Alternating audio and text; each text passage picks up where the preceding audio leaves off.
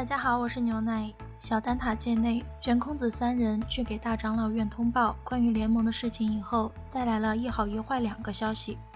好消息是他们的5张赞成票妥了，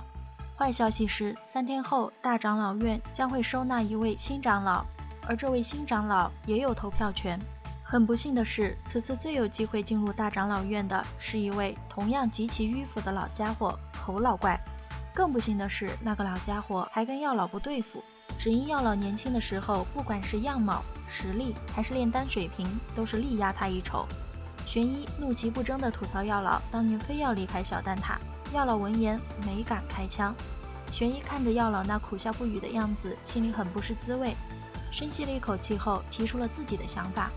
药老虽然因为当年主动退出一事，永久地失去了成为长老的资格，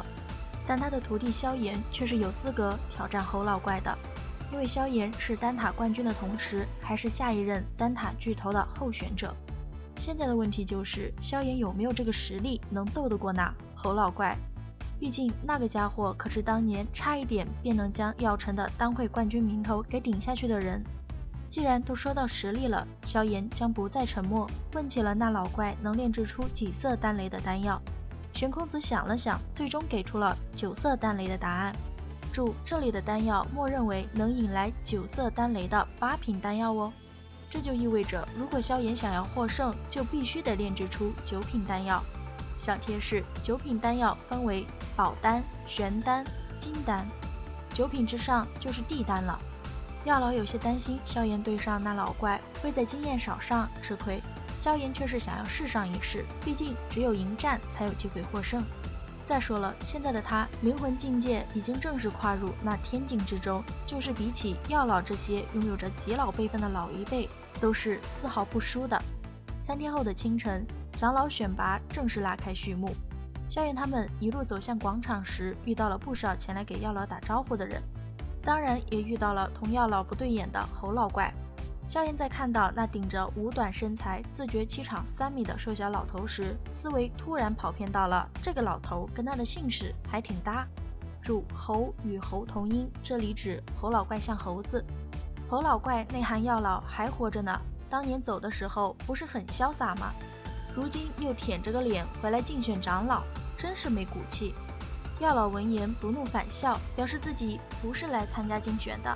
侯老怪若是想同自己比试的话，就先胜过自己的弟子再说，毕竟他正好也要参加竞选。侯老怪觉得药老这话怪羞辱人的，看了萧炎一眼后，当下就开口讽刺药老，居然带着个娃娃走后门走到小丹塔里来了。玄空子瞥了侯老怪一眼，十分扎心地告诉他，萧炎可是这一届的丹会冠军。心口中箭的侯老怪不愿相信自己当初都没能达到的高度，如今药城的弟子居然都达到了。为了拉踩萧炎，不惜吐槽这一届的丹会质量不行，可惜被玄一无情拆台，毕竟萧炎可是炼制出了5色丹雷才取胜的，那比试的竞争强度可比侯老怪当年那届激烈多了。接连吃瘪的遭遇令侯老怪觉得脸面有些挂不住，恼羞成怒的袖袍一甩，就冲着药老道：5色丹雷在这里可不算什么，比赛场上老夫会带你教导一下弟子，毕竟年轻人最是容易骄傲自满。药老闻言乐了，笑着表示：我这猎徒最是不识时务，既然侯老怪你有这心，那我便先行多谢了。再次被噎住的侯老怪只觉得有些心梗，再未说些什么，气冲冲的扭头就走了。广场之上，古老的钟鸣声响起之时，大长老院的最高决策者们到了，2位中级半圣，1位高级半圣，还有着1位应该是达到了2星初级的斗圣强者。将目光停留在7人之中的麻衣老者，萧炎眯了眯眼睛，这才是丹塔真正的力量吗？难怪能够与魂殿相比美，这麻衣老者就是小丹塔的大长老，是除了老祖之外，如今小丹塔之中资历最老的人，也是药老见了都要行晚辈礼的存在。麻衣老者很快就注意到了萧炎的视线，一双深邃的眼睛看过来时，一种无形的灵魂威压也朝着萧炎照了过去。所幸现在的萧炎已经今非昔比，这大长老的灵魂威压虽然让他有些压力，但却无法对他造成什么伤害。大长老见萧炎面色不改的模样，下巴不可察觉地点了点，随后便将目光转向了场中，宣布长老选拔现在开始。规矩同往常一样，漫山的药材随炼制者索取，谁最后炼制出来的丹药品阶最好，谁就是胜者。随着大长老的声音落下，不少的人都走了出来，萧炎就是其中之一。在各种样式的药鼎被纷纷取出来后，各色火焰紧随其后的在各自的药鼎之内升腾，萧炎这才出手召唤出了异火，旋即十分高调地用异火凝成药鼎，而药鼎之内还有着一条火龙在盘旋。萧炎这般操作惊呆了不少的人，只有那侯老怪在心里默默吐槽，后辈就是后辈，净整一些花里胡哨华而不实的东西。玄空子很好奇萧炎这阵仗到底是想要炼制什么丹药，药老表示自己会的萧炎基本上也都会了，自己给萧炎留的9品丹方仅仅只有2种，而且还是最低级的9品宝丹。到了他们这种层次，药方是极为重要的，如果没有9品丹药的药方想要炼制丹药，那基本上是不可能的事。可萧炎的这番动作不像是想要炼制那2种丹药啊。没等药老想出个所以然，场中的萧炎就取出了一枚菩提子。难道他是想要炼制菩提丹？可菩提丹最高层次也仅仅只能引来9色丹雷呀，为什么呢？药老有些疑惑，但出于对萧炎的了解，他决定信任他。萧炎此时所炼制的的确不是什么菩提丹，而是他在百世轮回的参悟之中自己领悟出来的丹药。该丹药很难炼制，短短5天时间，萧炎就毁掉了3鼎药材。不过经历了3次失败之后，萧炎炼制起来反而是越发的得心应手。又是5日后，陆陆续续的已经有人开始成丹了。不过丹成的人之中最强的也仅仅只是吸引来了7色丹雷而已。3天后，侯老怪的丹药终于是炼制成功了。望着天空上出现的9色雷云，侯老怪高兴坏了，冲着药老就是一阵炫耀，表示自己这次赢定了。可惜下一秒，萧炎的声音就传来了，那可未必。怎么就未必了？侯老怪只觉得萧炎是在逞口舌之力，因为自萧炎最后一次丢药材进药鼎到现在，他从未感受到有半点丹药的波动传出。然而他也没想到搭炼会来得如此之快。只见萧炎手掌一握，在塔内盘旋的火龙顿时冲天而起，并且迅速膨胀，那股恐怖的威势弥漫开时，把侯老怪好不容易招来的9色雷云都给吓得收缩了一点。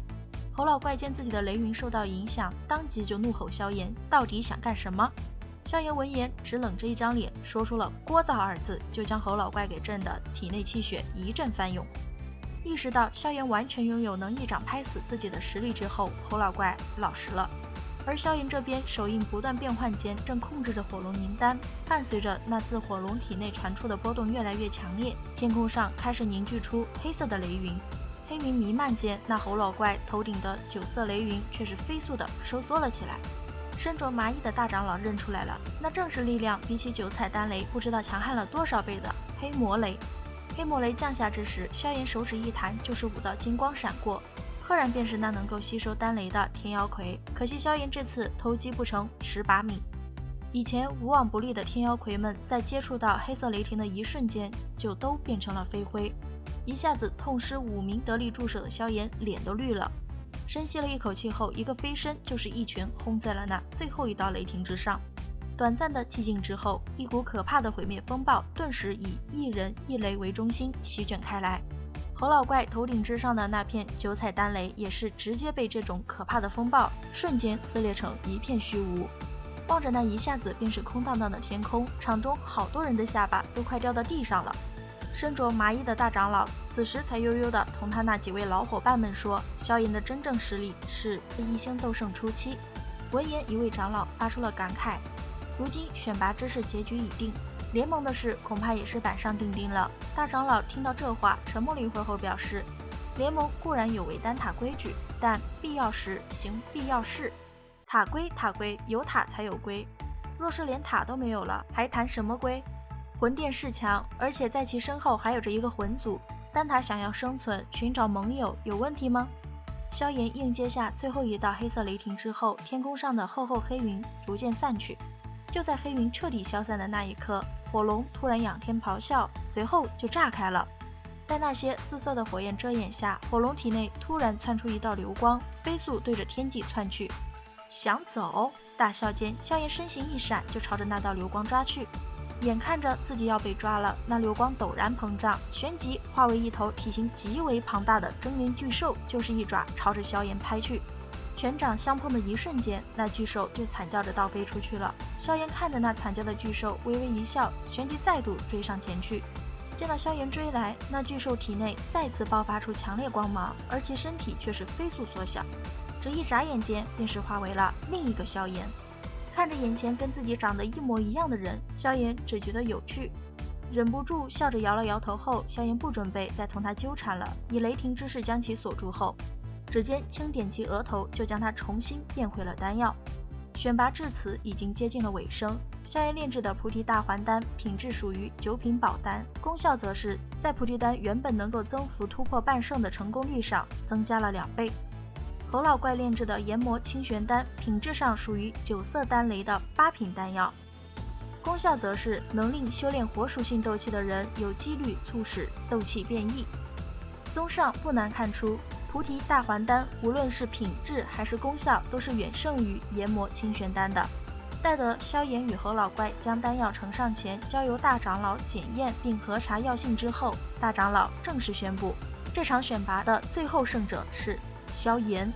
好了，本期分享就到此结束了，视频都看到这里了，给牛奶点个赞吧，订阅了的朋友记得开启小铃铛哟，这样就不会错过牛奶的更新了。感谢您的耐心观看，拜拜，下期再见。